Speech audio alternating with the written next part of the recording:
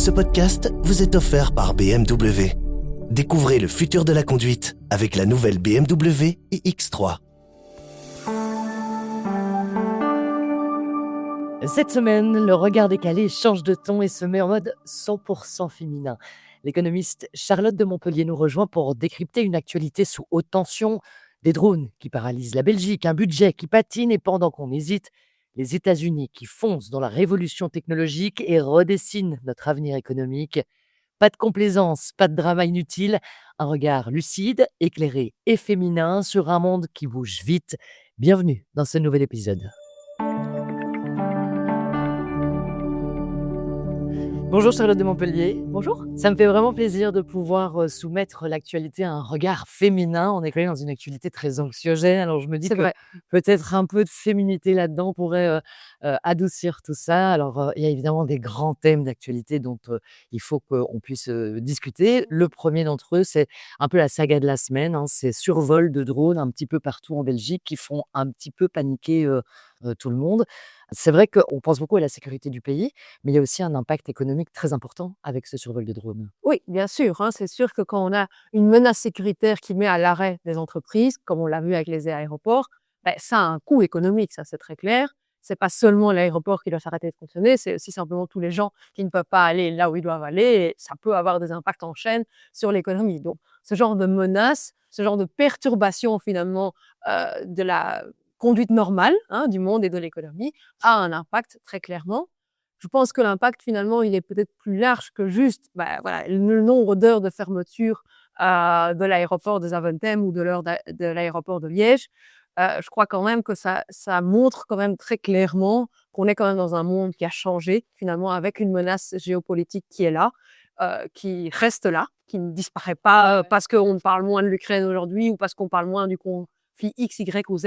On a une menace finalement géopolitique qui est là, et cette menace géopolitique, elle a des impacts diplomatiques, mais aussi des impacts d'un point de vue économique. Et finalement, pour l'économie mondiale et l'économie belge certainement, c'est un monde qui est plus perturbé, où il y a plus d'incidents qui peuvent mettre les choses à l'arrêt. Et ça, c'est sûr que c'est difficile à gérer. C'est difficile à gérer pour les entreprises. Et ça a un coût effectivement économique majeur. Et je pense que finalement, ça montre bien les difficultés de ce monde actuel, avec des éléments imprévisibles comme ça qui ont un impact économique. Et voilà, on a une fois de plus la preuve de ça. Est-ce que c'est tellement imprévisible? Parce que moi, j'ai quand même l'impression que l'utilisation de drones, c'est vraiment pas neuf dans les conflits et dans la menace. Et j'ai l'impression que nous, en Belgique, c'est comme si on découvrait, on n'est même pas armé pour se protéger contre ces drones. Je ne pense pas qu'on peut parler de quelque chose d'imprévisible dans la mesure où tout le monde sait bien que c'est possible. Hein, techniquement, c'est imprévisible dans la mesure où on ne sait pas quand ça arrive et on ne sait pas pourquoi c'est maintenant la Belgique qui est survolée et pas un autre pays. Donc là, de ce point de vue-là, c'est imprévisible. Et même si on connaît la technologie, ça reste toujours imprévisible. Quel jour il y a des survols, on n'en sait rien. Hein. Je pense que finalement, ça montre bien que de nouveau, les Européens, de manière générale, et la Belgique, ont été assez relax, complaisants finalement face à la question militaire, la question géopolitique pendant des années et des années. On a sous-traité la défense aux États-Unis et on se dit finalement tout ce genre de problème, c'est pas pour nous, c'est loin. Depuis le début de la guerre en Ukraine, on le voit très clairement, c'est pas si loin, et certainement ça nous impacte directement. Et je pense que finalement, ça explique aussi pourquoi les États européens, ils se retrouvent maintenant un peu au pied du mur, de devoir dépenser davantage pour la défense, simplement parce qu'on ne peut plus compter que sur les États-Unis pour nous aider. Et donc, cette idée d'avoir un objectif de dépenses militaires de l'ordre de 5% du PIB, qui a fait l'actualité cette année, mais qui a un impact effectivement sur les questions budgétaires, bien entendu, parce que si on dépense plus là, qu'est-ce qu'on fait avec notre budget? Mais je pense que finalement, c'est une fois encore la réalisation d'une réalité et qui nécessite de vite rattraper le coup et de changer la donne, de dépenser plus pour la défense. On est probablement trop tard, d'autres le font depuis beaucoup plus longtemps, ils sont donc plus prêts. Mais bon, c'est un peu l'histoire éternelle de l'Europe. On est tard, et puis quand il y a une menace effective, on commence à accélérer, c'est ce qu'on voit. Et donc, cette question finalement que certains partis politiques ont remis en cause, quand on a commencé à dire les Européens doivent dépenser 5% du PIB pour la défense. Certains partis disaient ça n'a aucun sens, c'est mieux de préserver le pouvoir d'achat ou les pensions. Mais en fait, on voit effectivement, on ne sait pas avoir une économie qui soit prospère, des gains de pouvoir d'achat, si on a des menaces de défense. Donc, on n'a pas envie de dépenser pour notre défense. Mais attention, c'est une condition sine qua non pour pouvoir avoir une économie qui fonctionne. Et là, ça rend les choses compliquées. Après, ces politiques pensaient peut-être que la complaisance de la Belgique permettrait d'éviter la menace. Finalement, pourquoi cette Belgique est menacée aujourd'hui? Je pense qu'il y a autant d'explications que ce qu'on peut trouver d'analystes géopolitiques. Euh, on est dans un monde finalement qui est plus lié à des menaces. Donc, il y a plus de menaces entre différents blocs Tout le monde, oui. pour tout le monde.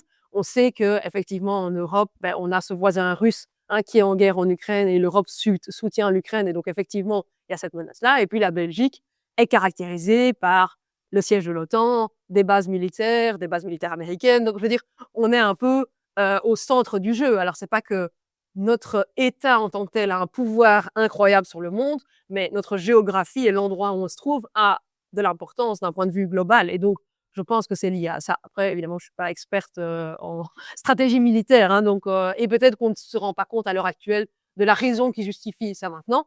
Mais finalement, c'est le principe d'une menace géopolitique. C'est qu'on ne sait pas pourquoi, on ne sait pas quand, on ne sait pas d'où ça vient, mais en attendant, on doit être prêt à y faire face. Certains évoquent aussi le fait que ce soit en Belgique que les avoirs russes sont gelés et que du coup, alors je précise ça quand même, on ne sait toujours pas si c'est la Russie qui fait survoler ces drones, hein. Mais imaginons, gardons le scénario, est-ce que ces avoirs russes gelés chez nous sont effectivement un danger? Je pense qu'il y a effectivement des questions légales assez importantes et ça explique pourquoi le Premier ministre et finalement le gouvernement ont été très prudents quand les Européens ont voulu utiliser ces avoirs russes gelés pour financer l'effort de guerre ukrainien. Euh, je pense que là-dessus, effectivement, on est là, mais c'est un peu par hasard finalement qu'on a Euroclear ici. On aurait pu l'avoir en France ou en Allemagne finalement, et que du coup, ça nous met un peu dans l'actualité.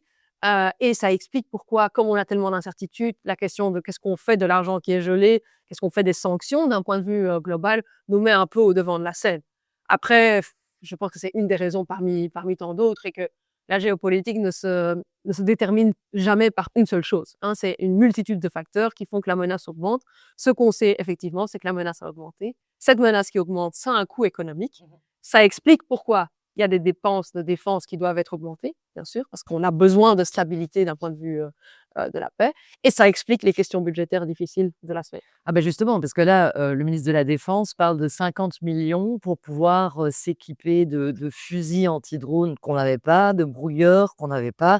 50 millions, alors qu'on parvient déjà même pas à boucler un budget. Comment est-ce qu'on va faire? Oui, ben voilà, ça c'est la grande question. Et bon, ça fait partie de tout ce qu'on essaie de faire. Donc, on est maintenant dans une situation où, d'un point de vue du budget de l'État, on doit faire des économies. Enfin, en tout cas, on doit réduire le déficit, parce qu'on a pour l'instant des dépenses qui sont bien plus élevées que les recettes.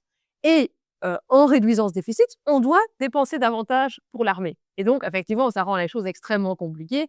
Et on l'a vu, alors qu'on a un gouvernement de plein exercice qui avait un accord de gouvernement, avait une idée de la situation, ne parvient quand même pas à s'accorder finalement sur comment on va faire pour financer cet effort de guerre, réduire le déficit et finalement gérer la dette. Et là, c'est clair qu'on est dans une situation complexe. Alors bon, on parle de 500 millions, d'efforts de 10 milliards, enfin je veux dire, tous les chiffres circulent. On sait qu'on est un des États qui ont le plus de taxation au monde, donc ça c'est clair, ce qui explique notamment la position du MR de vouloir finalement réduire plutôt les recettes. On sait aussi qu'on est un État qui est en plusieurs couches d'un point de vue institutionnel. Et donc, dire on réduit les recettes, c'est bien facile, mais c'est un peu, ça demande que tous les niveaux de pouvoir s'accordent sur une réduction des dépenses. Tous les niveaux de pouvoir doivent s'accorder sur cette réduction des dépenses. C'est extrêmement difficile d'avoir un consensus. Et donc, on se retrouve quasiment toujours à augmenter les impôts pour faire face à une situation budgétaire dégradée. On l'a vu de nouveau cette semaine que ça rend les choses extrêmement tendues. Que concrètement, comme on n'a pas de budget, on va commencer l'année 2026 avec un budget d'affaires courantes, on va dire, malgré qu'on ait un gouvernement. Et les questions budgétaires, elles doivent être tranchées, selon ce qui a été dit au roi, d'ici la fin de l'année.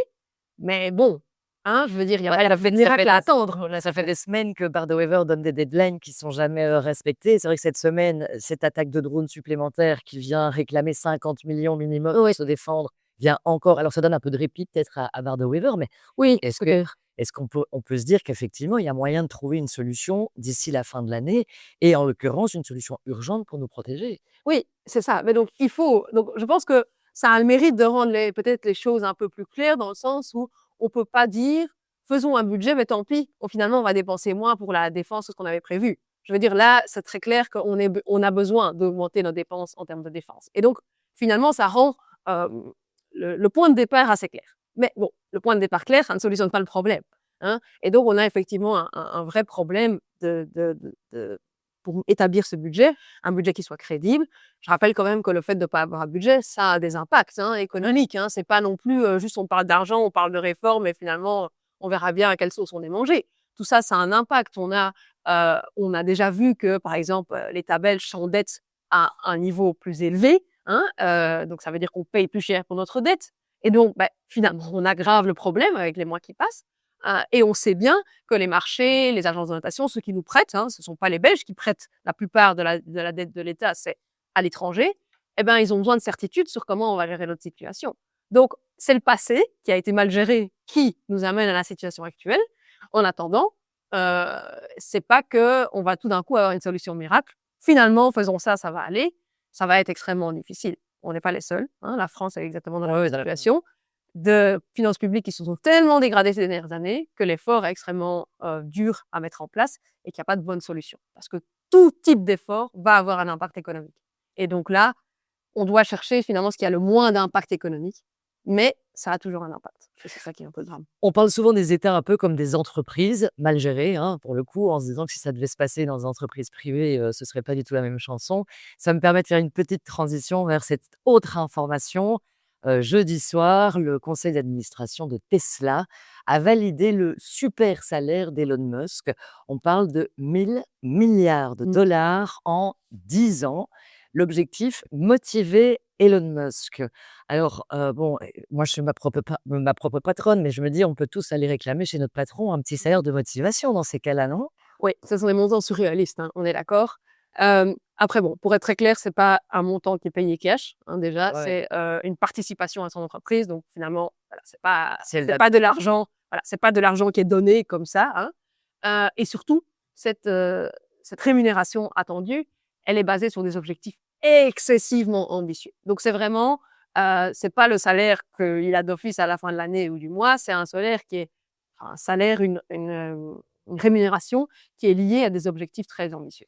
Un petit chiffre, hein, donc aujourd'hui, Tesla, c'est 1 500 milliards de dollars. L'objectif pour qu'il ait sa rémunération, c'est que ça arrive à 8 500 milliards de dollars d'ici 2035. Donc, ça doit faire x7 en très gros, hein.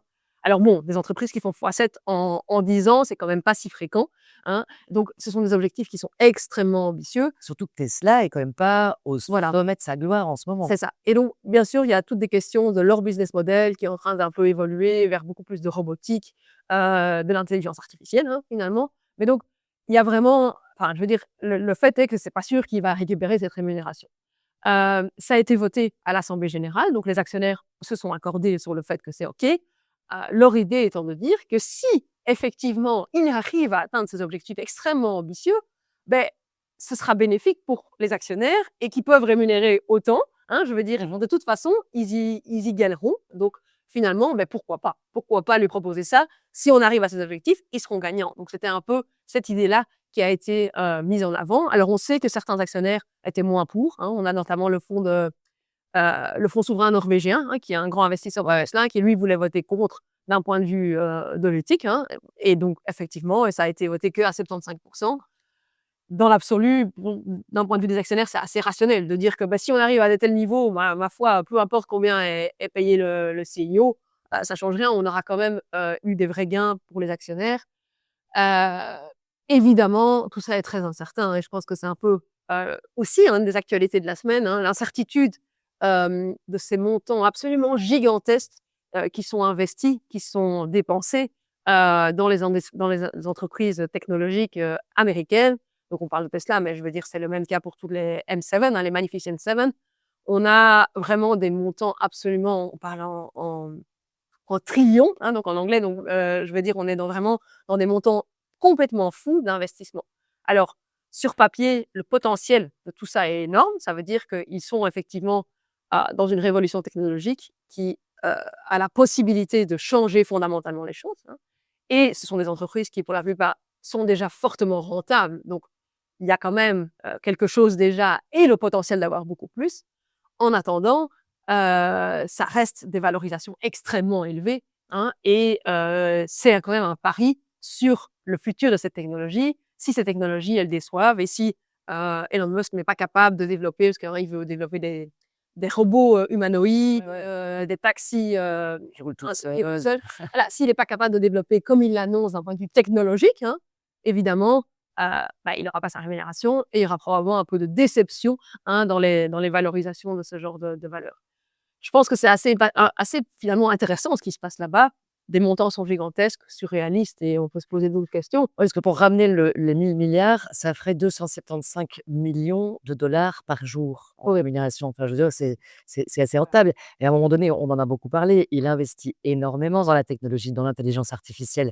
Comment est-ce qu'on peut s'assurer que le retour sur investissement arrivera? Beaucoup craignent aujourd'hui que finalement, il y ait eu un emballement excessif, hein. Oui, oui, bien sûr. Et il y a ces craintes de bulles qui existent de façon très large. On en a encore parlé largement cette semaine. On ne peut pas s'assurer. C'est le principe. C'est un pari pour l'avenir.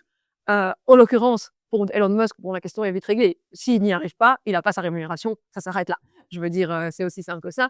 D'un point de vue plus général sur les valorisations de ces entreprises cotées en bourse extrêmement élevées sur base des profits futurs qui devraient être élevés, évidemment, il y a des questions. Si la technologie est aussi prometteuse effectivement, réalise ce qu'elle promet aujourd'hui, Ouais. il n'y aura pas de problème. Mais évidemment, le risque, c'est d'être déçu sur la technologie. Je pense que, comme toujours, quand on a des changements technologiques, il y en a qui sont survalorisés et qui vont se prendre des claques à force, mais il n'y a rien à faire. On est quand même face à un changement radical du monde. Et ça reste. Et ça veut dire effectivement qu'il y aura aussi des gagnants. Donc voilà, ça, c'est un peu la situation. Moi, ce que je retire quand même de tout ça, c'est que tout ça se passe aux États-Unis. Je veux dire, on a une révolution incroyable, on a des choses qui changent super vite, parce qu'on parlait des taxis qui roulent tout seuls. Je veux dire, aux États-Unis, c'est la réalité. Ouais, Les ouais. taxis roulent déjà tout seuls dans plein de villes, hein, donc c'est pas une idée saugrenue sur un parking de centre commercial, quoi. On parle de ça dans les villes. Moins d'accidents d'ailleurs que les taxis conduits par des humains. Toutes ces technologies, toutes ces évolutions, ça se passe aux États-Unis. Il n'y a rien qui se passe en Europe, rien du tout. Et là, on est à la ramasse complète. Alors, on peut se dire, mais ils sont fous, ça, c'est dans l'excès. En attendant, toujours est-il que même s'il y a eu des excès, même si on pourrait avoir des entreprises qui sont perdantes dans l'affaire, le progrès se passe là-bas. Et ce progrès, il aura un impact économique à terme, hein, sur l'activité économique, sur finalement la façon dont fonctionnent les économies. Et ça veut dire quoi? Ça veut dire que cette divergence qu'on observe déjà depuis quelques années entre les États-Unis et l'Europe, elle va que s'accroître. Elle ne peut que s'accroître. Et nous, on est à la ramasse et on va rester à la ramasse. Malheureusement, dans l'état actuel, on n'a pas de chance de rattraper cet effort-là. Mais bon, ça a des implications sur tout le monde, hein. Je veux dire, concrètement, ça veut dire quoi? Ça veut dire que le fameux gâteau qu'on doit se partager, trouver de l'argent pour la défense, pour les pensions, pour les salaires, etc. Ce gâteau-là, aux États-Unis, il est en train d'augmenter de manière forte. Et en Europe, il n'augmente pas. Et donc, on aura toujours des problèmes budgétaires, alors que là-bas, ils ont un énorme potentiel. Et là, ça, pour le coup, c'est assez inquiétant pour l'avenir. Et je ne parle pas des 2 prochaines années, mais des 10 prochaines années, qu'on soit à ce point en dehors de la révolution technologique actuelle qui se passe entre la Chine et les États-Unis, très clairement. Eh bien, c'est là-dessus que nous allons devoir conclure cet épisode. Merci beaucoup, en tout cas, Charlotte, pour ce regard bien clair sur l'actualité. Et on se retrouvera très, très prochainement. À bientôt, avec plaisir. Ce podcast vous est offert par BMW. Découvrez le futur de la conduite avec la nouvelle BMW iX3.